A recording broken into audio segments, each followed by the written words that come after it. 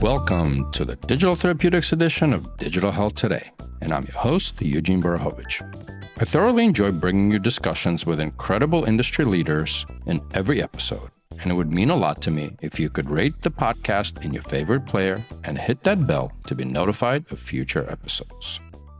Let's face it, entrepreneurship is tough, and while we're certainly seeing a much-needed correction in the market and the valuations, this does not make it easier for any trailblazers out there.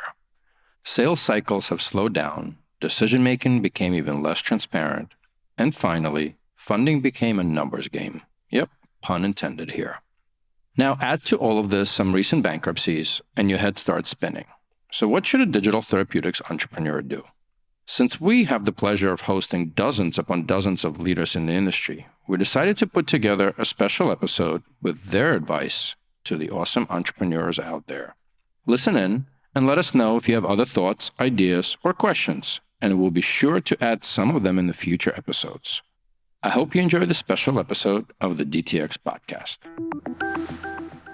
First up is Acacia Parks, founder of Liquid Amber Consulting.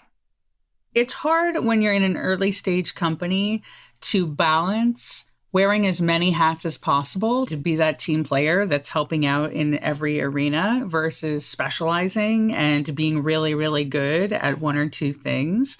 But I think if there's one piece of advice I have, and this is maybe like a thing that I see women especially pushing themselves towards, is just raising their hand to everything and thinking, oh, it's a growth opportunity. So look, if you're going to be the CEO of a startup company with a team of two, you're going to have to do everything. But at a company that's even A or B, if you find yourself in a position to do something that you're not excellent at the C level, think about the fact that people in the C level are expected to be excellent.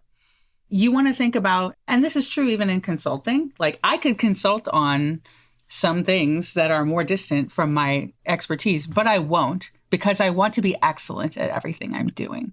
So my best advice is to think about, like, what can you be excellent at? And don't feel so pulled to do everything, because you're not going to be excellent at everything. But again, at the C level, you're going to be expected to be excellent. So I've spent a lot of time reflecting on just like, am I okay being a niche, super specialized expert at these couple of things? And I think in the end, I am.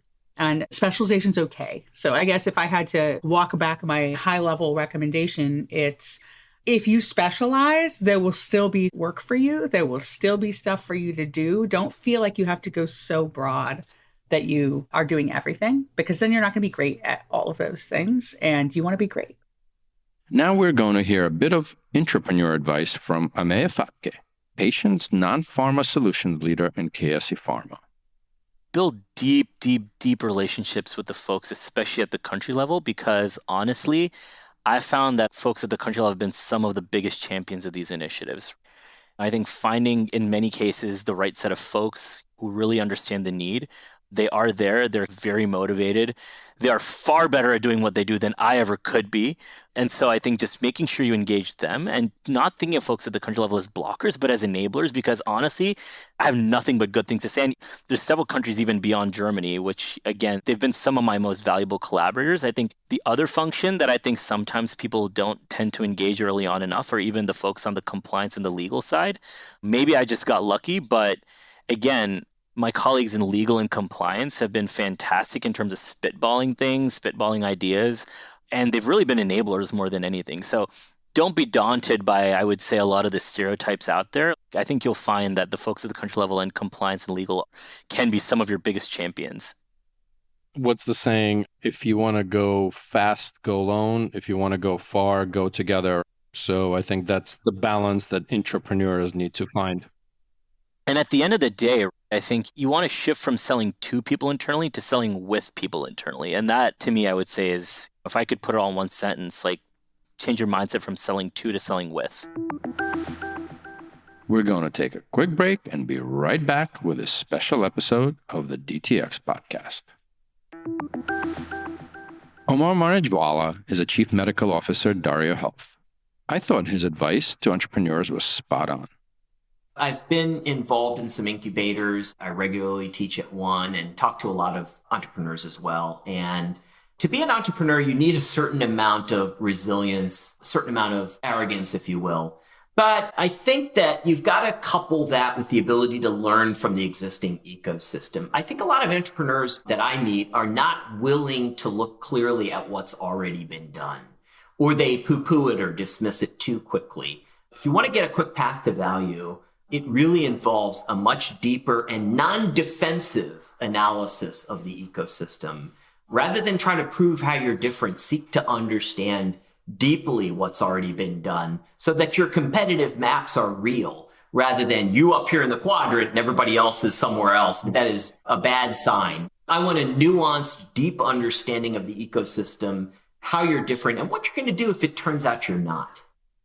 Benny Aloof, Chief Medical Officer at Limbix, also had some great wisdom to share. Know your audience. The way you pitch your product to venture capitalists and to people that you're trying to raise money with is very different than how you pitch your product to a clinician, which is very different from how you pitch your product to a health plan, which is very different from how you pitch your product to an employer who's trying to find solutions, who's seeing employees that are not showing up to work because they're having mental health issues, or their children are having employees not coming into work because their kids at home afraid to go to school. They have anxiety, they have depression. So don't take your one pitch deck that you used during your funding round and shop it around. Like, know your audience. Talk about FDA clearance, talk about safety and efficacy when you talk to providers. But with health plans, talk about cost of care, talk about how much you're already spending and how much potentially you can save them. For employers, talk about the effect of the mental health crisis on the labor force. To IDNs, and health systems that you may be working with, talk about how physician burnout, talk about how these devices can actually reduce the amount of time that a clinician would need to spend face-to-face with a patient, and that they can monitor them virtually. But keep up the good work, because, I've met so many founders now and so many people in this line of business, and they really are all mission driven. And keep that up. I know a lot has been deflated in the last few months, but I very strongly believe that eventually this will be a standard of care. That whether you have depression, dermatitis, or diabetes, you're going to see a doctor or a clinician, and you're going to get a diagnosis, and you're going to get a QR code, and you're going to download, and that's going to help you manage that condition. And also on the pharma side, you're going to get a prescription for medication. It's going to help you manage that prescription. We just haven't gotten there yet because there are so many moving pieces, but I think we'll get there.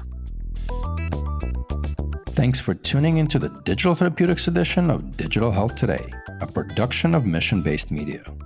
Be sure to subscribe to this podcast on your favorite podcast player so you're automatically notified each time I speak with one of these amazing leaders and trailblazers who are forging the path for digital therapeutics. If you'd like to learn more about Your Coach Health or Health Excel, you can find the links to this and more in the show notes for this episode. I'm Eugene Borohovich, and catch you next time.